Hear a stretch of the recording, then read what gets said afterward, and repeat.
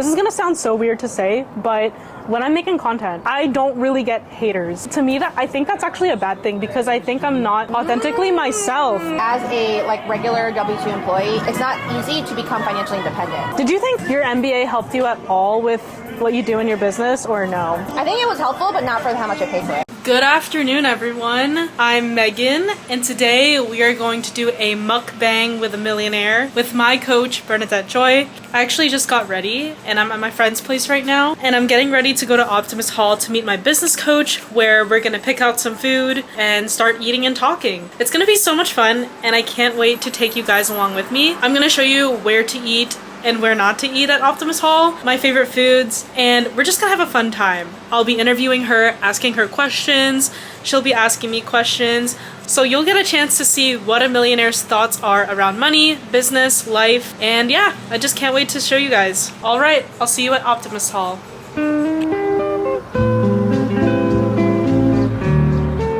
Okay guys, we are at Optimist Hall. I'm gonna be filming inside. Mind you, I don't really film in public, so this is a step for me to get out of my fear and just do it. But when we go inside, I wanna show you guys my favorite places, what to order, where to stay away from. I feel like I should say this now, but please stay away from Ava's Pizza. It's not that good. I think that was the only one that I really did not like in Optimist Hall. Another thing to note, the Asian food at Optimist Hall is not the best. I think it's the dumpling lady, the ramen place, and the sushi place. I've tried them all and they're not that good. I'm just being honest, but if you want good food, my favorite is Felix Empanadas. I will take you guys through each place and I'll show you what I recommend and what you should eat. So come along with me.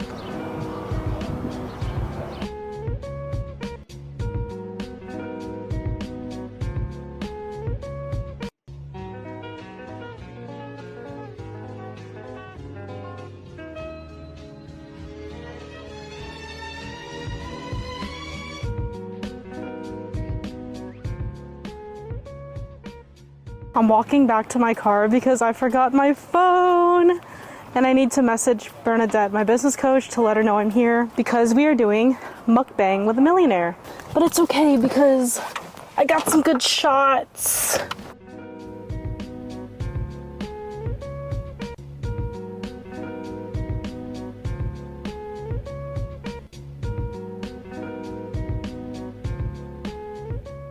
I just got off the phone with Bernadette and she literally said, order whatever you want.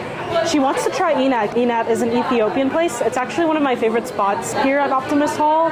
So I think I'm gonna get a meat platter for us to share.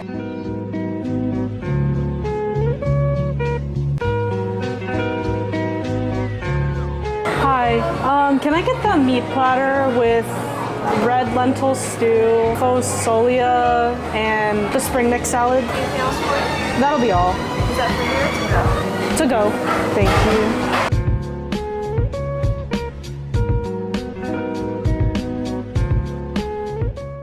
I just ordered my food and now we're just waiting, taking it to go. I think this is enough to fill up 2 people.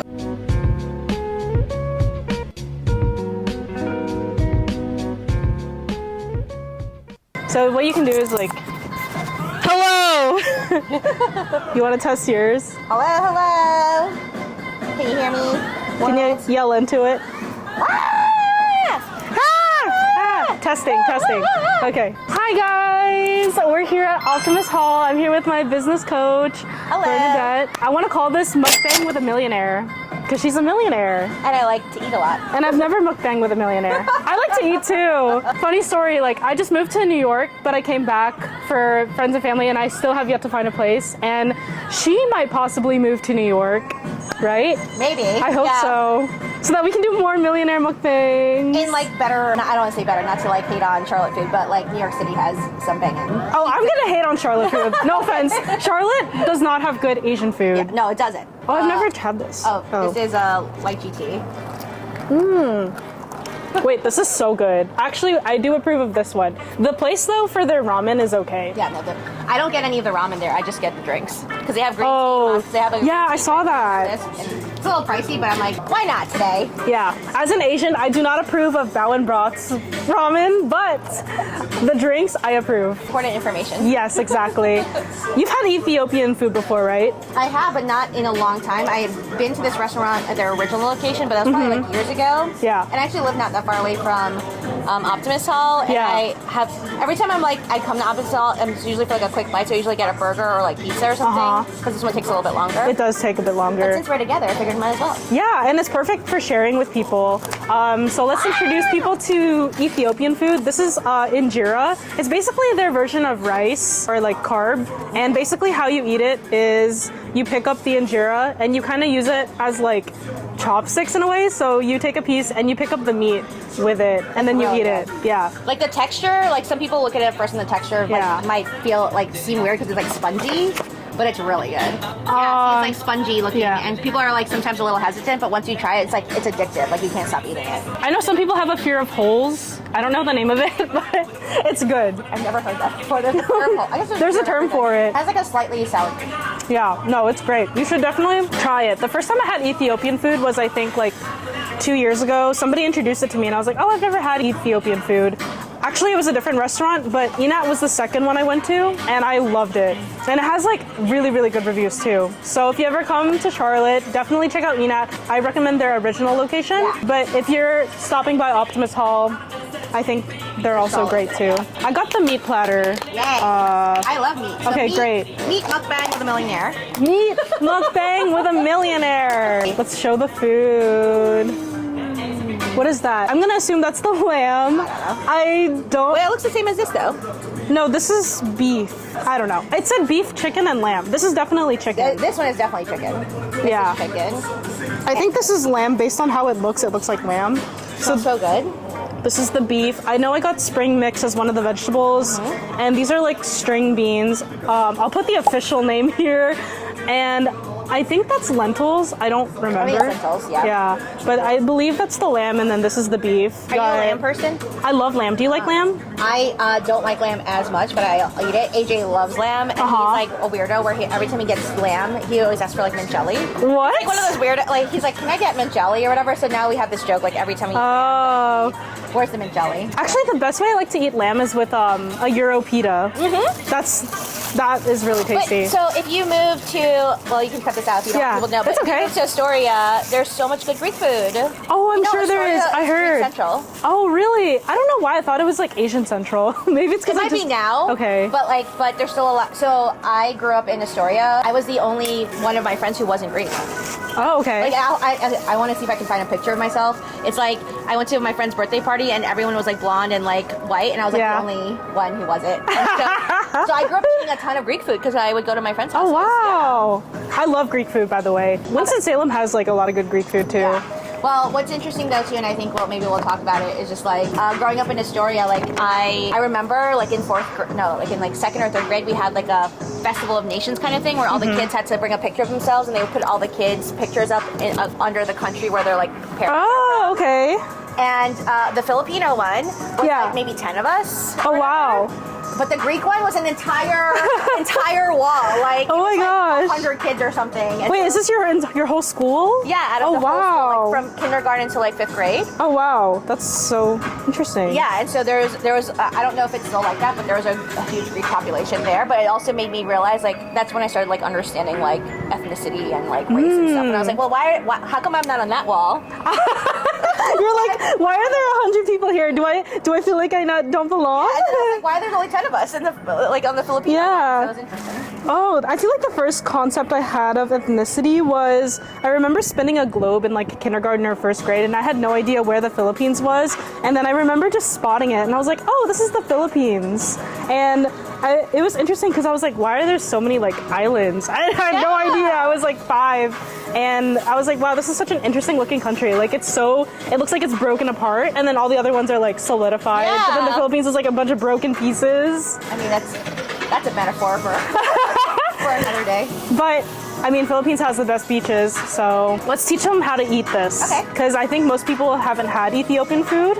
So would you like to demonstrate first? I don't know if I'm doing it the proper way, but Okay. what I would do, if you tell me if I'm doing it wrong, is I would grab a piece.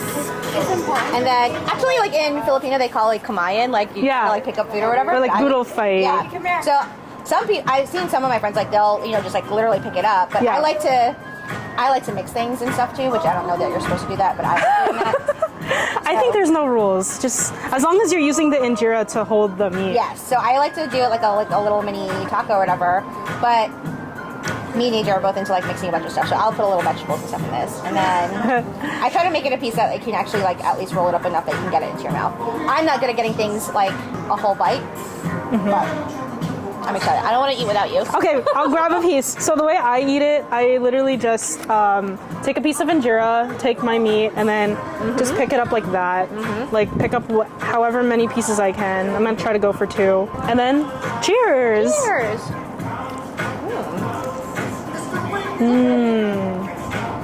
Oh, really good. So good. I'm glad we decided to get this because I Me too. wasn't thinking about it until we got here. I'm Honest, gonna drizzle a little bit.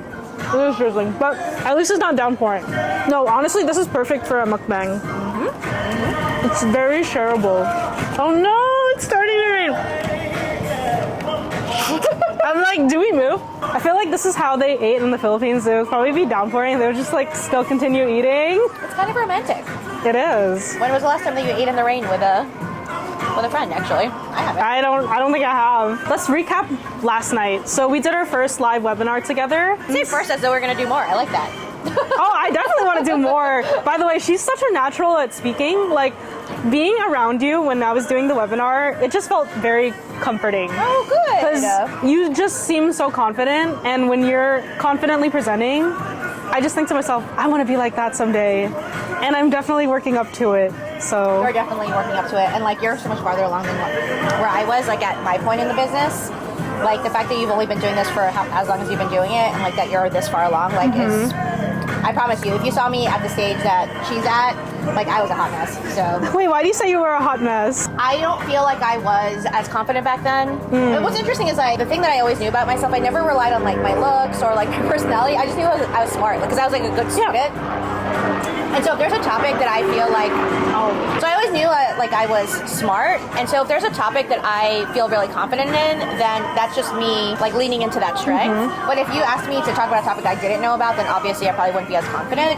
Yeah. But I got into my head when I first started doing like content and doing like what I do now, where I wasn't confident enough to do content without like makeup on, or like confident enough to talk about it in front of like certain audiences now. But like now I've just been doing it so long that I don't really care. But it took me a long time to get there. That's a good point you make. And I love how you were telling me last night to just like be yourself, because I definitely felt like at times, especially with my content, and this is gonna sound so weird to say, but when I'm making content, I don't really get haters. And I think that's actually a bad thing, because I think I'm not authentically myself.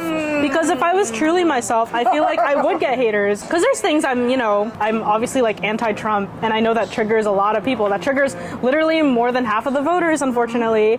But that's something I haven't spoken up a lot about until recently, when I did a collab with Unrig Our Economy and talked about how Trump's taxes and tariffs are affecting everyone, and I think that's something that needs to have more awareness. And regardless of what other people think, I'm going to stand by what I stand, and I think Trump is one of the worst people ever. I said it. I'm glad that you're finding that out early. Again, in your like career in the grand scheme of things. There is like kind of like a saying like I think in personal finance or in content, but like just like in general, it's like you've not really reached a level until you've got haters, truthfully.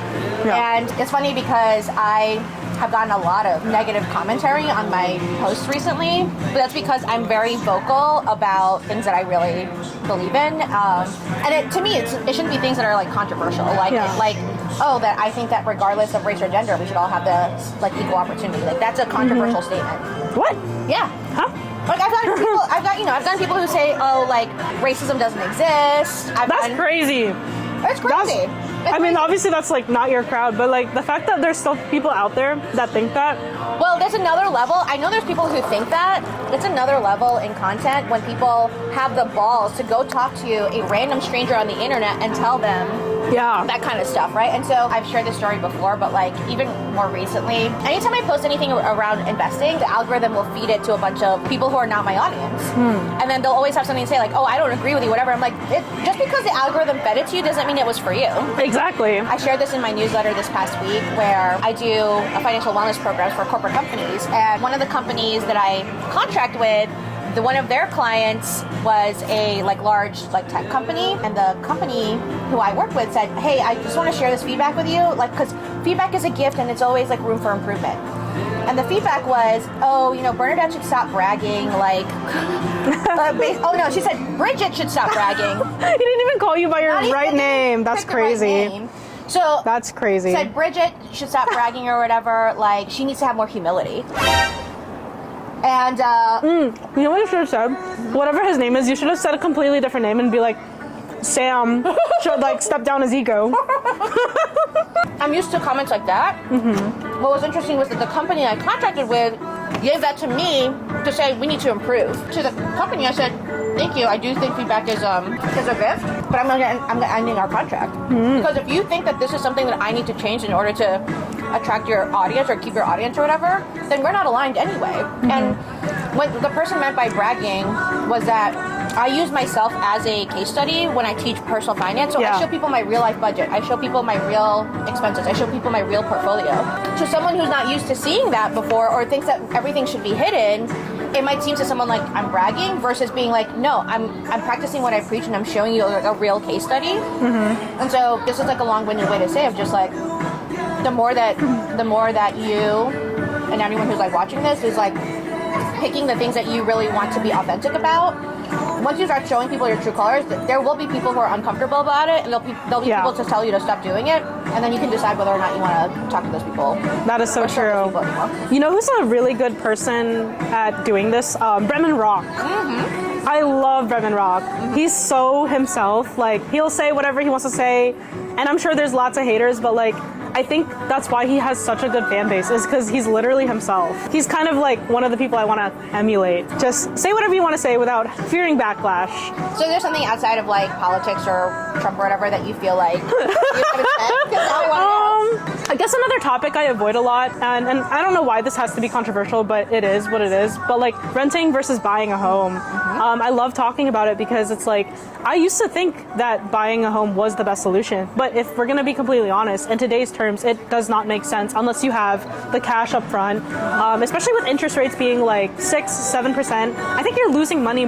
You're definitely losing more money on the home, assuming that you don't have enough to put down as a down payment versus investing that in the stock market. I would love to hear your thoughts because I know you're thinking of buying a home soon and you've been a renter for a while, and also you did have a mortgage. You did pay it off very fast. So what made you come to that decision of trying to pay off your mortgage fast? Yeah. So I'm in an interesting scenario because a lot of people who have this renting versus buying thing might not have bought a home yet. Sometimes, and so people are like, oh, you're saying this because you can't afford to buy a home or something like Oh my gosh. I've heard that shit too. And so I have to correct people and be like, no, actually, if you Google me, I paid off 3 homes. 3 homes? I thought it was 2. Wow. 3. Yeah. 3 homes in the last 8 years. Wow. A townhouse, a 4-bedroom house, and a condo. Were the other 2 investment properties? They were all my primary residence at some point. Oh, okay. They're all primary residences that I turned into investment properties at some point. My scheme has always been not always been, but when my husband and I got married, we bought our first home for half of what the bank approved us for, so that if one of us lost our jobs, we could still afford the home. Yeah. So it was not as nice as what we could have afforded. Clearly, if we had double the income that counted for it. But we put it on a 10-year mortgage at the time instead of a 30-year mortgage. And we were able to pay it off in 4 years, I think, because it was so below our means.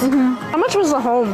Oh, back then? So this is 8 years ago. This is $101,000. Wow, that's a steal. That would never happen in today's economy. The same house. So actually, my brother-in-law lives in it now. Oh, okay. It to my brother-in-law. I think the estimate is double now. Wow. Did you give him a discount too?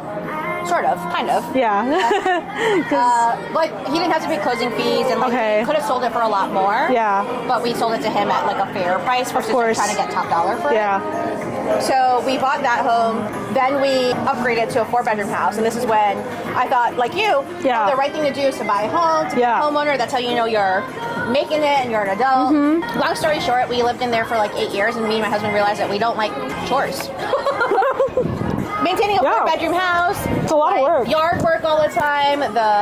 We had issues with like the electrical. We were always doing DIY projects, and me and my husband really like to travel, and so we decided to do like a crazy thing during the pandemic. We went to Asheville, which is like 2 hours outside of Charlotte, and we bought a condo, and we put up the house for Airbnb, which was like a great like a rental income at the time, in the sense of like during the pandemic, like a lot of people were staying at home and stuff.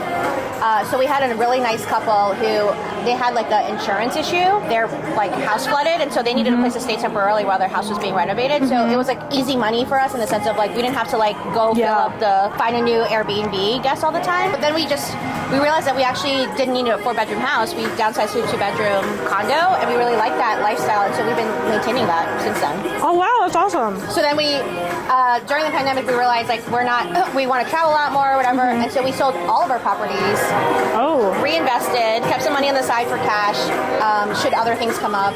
And we knew that somewhere down the line we probably would move out of Charlotte, just a matter of when. But of course, the housing market during the pandemic was insane. Oh yeah, it was. And so then we've been renting for the last 3 years. My YouTube channel is still like we're trying to figure it out, but like the video that's done the best is the one that says why I choose to rent as a millionaire. Man, that's such a good headline for people to just like. I already know the comments are gonna go crazy. People are like, "Why you're giving financial advice and like you're a renter? Like that's ridiculous." Whatever. I'm like, okay, well, again, those people are not for me. But we've been renting for 3 years. But I just mentioned to you, I don't know if it's gonna go through. We'll see. Yeah. But I had an opportunity to potentially buy a co-op in New York that is literally next door to my best friend. That is honestly a steal in terms of like being next to your best friend. That's an intangible that's not like you can't really like compare to other places. And so it is wild to me that 10 years ago my husband and I not 12 years ago moved to Charlotte with like no money, like no friends, like didn't know anything, neither of us had jobs when we moved to Charlotte, and now we're like potentially leaving Charlotte with enough money to buy a cash home in New York City. What brought you and your husband to move to Charlotte to begin with? I feel like it's so random. It actually is very random. I had a business trip here as an HR professional, and I was doing the benefits presentations. I would go to different offices and explain the benefits to people. And I was here in Charlotte, and I was like, wow, this place is really clean. And everyone keeps calling me ma'am. She liked the southern sweetness, southern hospitality. And so AJ had a roommate from college that lived here, and he told us that he bought their home. They had just bought their home at the time, and it was like $200-something thousand. Probably the same home now is probably like $7,000. Wow, that's crazy. But I was like, there's nowhere in New York City at that time that I would get a place for $200-something thousand. And so I turned to my husband AJ and I was like, should we move to Charlotte? And then that Friday, I emailed my boss and I said, I'm going to move to Charlotte. You can let me keep my job or not, but we're moving. And so we just moved. No jobs lined up. I asked my boss, can you let me keep my job until I get approved for an apartment? And then once I got approved for the apartment, then I left. Was it hard for you to find a job as soon as you moved here? I found a job within like 2 months. Okay. It was not a great job. And and I ended up leaving that job to go back to school to get my MBA. Yeah. I saw that. You got your MBA at Chapel Hill. Did you think your MBA helped you at all with what you do in your business, or no? I think it was helpful, but not for how much I paid for it. Yeah. How much did you pay? It was like $72,000, or that was just the loan part. Yeah. How much was the total amount? Probably like $120. Oh my gosh, that's crazy. It was an online program at the time too. Yeah. And when you did that, were you learning anything about personal finance at the time, or you were just like, oh, I'm just gonna get an MBA? My husband and I were like, we were good with money in the sense that we didn't overspend, like we spent within our means and stuff, but I didn't do budgets at the time. I was also still working like a day job at the time, and so like during that phase of my life, like I was going to school, working full time, and also trying to start a side hustle. Like I didn't have time for anything else. Doing the MBA while I was doing the other stuff, like now, like managing multiple income streams, like as a entrepreneur now, like that time was much harder in my opinion because I couldn't control when my classes were. I couldn't control when my classmates were available to meet and stuff. So I learned a lot about time management stuff. But the best part of the MBA program for me was that we did what they call immersions, where we go to different countries. To like learn about business there. So I went to South Africa, I went to Shanghai, Argentina, and London. That sounds so fun. And learned about business. And that was really helpful. The biggest mindset piece I took away from it was, as much as we complain about stuff in the US, the conditions to start a business in other countries are like 10 times worse. Oh, I'm sure. Yeah, I totally agree. Like, we talk about inflation here. Inflation in Argentina, share people this example, is that, like, if you go to the grocery stores in Argentina at the time, I don't know how it is now, this is like back in like 2016, like if you get picked up an apple in the grocery store, there'd be so, you know, like stickers on the apple to say how much it is. There'd be so many stickers like this thick on top of it because the price would change. That's like, crazy. On the daily, like by the hour, the price might change. Do you remember how much the apple was like at the time in terms of US dollars? Probably $1. Which is a lot for an apple. That is a lot for an apple. Yeah. Especially because you can just plant your own apple. Yeah. But wine was really cheap. And better. There's a trade-off. And I remember going to South Africa, and I went to an accelerator, like a co-working space in South Africa. Yeah. And these people were like trying to build like trying to bring more computers into schools. Like not even nice computers, just like old school computers into schools. Because a lot of like communities in Africa don't have access to that stuff. So you start thinking and realizing, like, wow, as much as I complain about the US and there's like stuff that's definitely broken here, generally speaking, our lives aren't as impacted as there are in other countries with the level of inflation, the level of corruption. I mean, yes, there's corruption here too, but like there's a lot of things that we do have in our favor that in the grand scheme of things are not as unstable.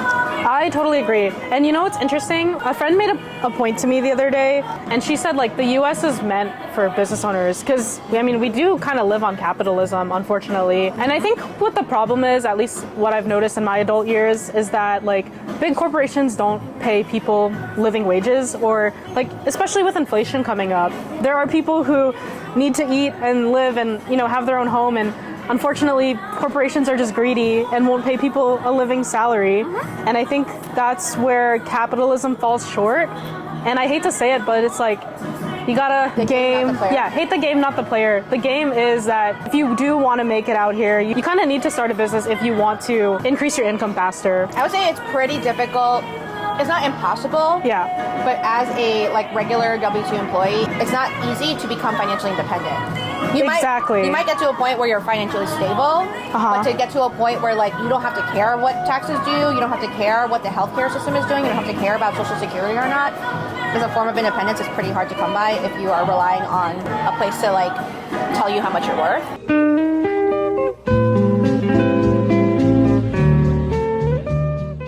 Hi guys! I'm so sorry the video cut short. It was still a very good conversation. Yeah, and if you like this content, you should join her 21-day money challenge. I think it is a great way to actually like stay on top of stuff. If you guys enjoyed this video, please sign up for my 21-day money makeover challenge. It'll help you transform your finances. Anything you want to say? Do you want to talk about your book? Sure. I have my book out. I just looked yesterday. We're at like 1,800 copies sold, and so I'm trying to get to 2,000 copies. So if you like this, the audiobook is available on Audible, and then the book Crush Your Money Goals is available wherever you buy books. And I hope that you will check it out at crushyourmoneygoals.com. If you do participate in the challenge and you win, you actually get a signed copy from her. So definitely check out the challenge, check out her book, and be sure to subscribe to both of our channels. Bye!